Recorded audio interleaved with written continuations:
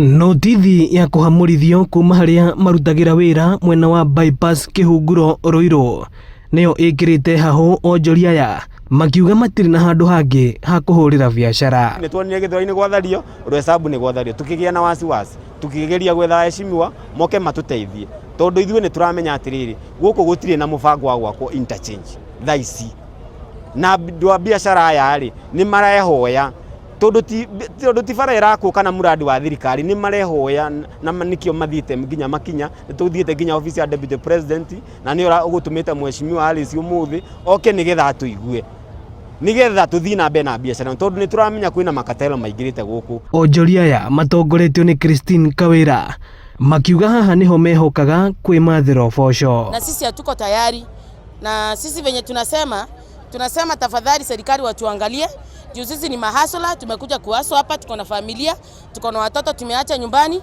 tunahaso hapa ili kila mtu apate kidogo chenye anapata, kila mtu arudi kwake, asaidie watoto wake, asaidie bwana wake, asaidie familia yake. Sababu tukibomolewa hatuna mahali pengine tutaenda fanya biashara, na kama sisi kama vijana itatufanya wengi ukue uwezi waanze kuwa chakora, lakini kama watatupa permanent solution mahali hapa itatusaidia hata sisi kama vijana kusimama imara. Uhoro uyu ni uguciriirie abunge kaunti-ini ya Kiambu Alice Ng'ang'a wa Thika tauni akiuga ni egubanga giikaro gatagati ka onjoria aya na arugamiriri a KENHA na nigetha methe kihonia gia gutura. Ile siku itasema ati bypass itapanuliwa, it will be expanded, iwezi kafanywa all the side, wakuja waseme ni wapi alafu waache hao watu wengine wafanye biashara.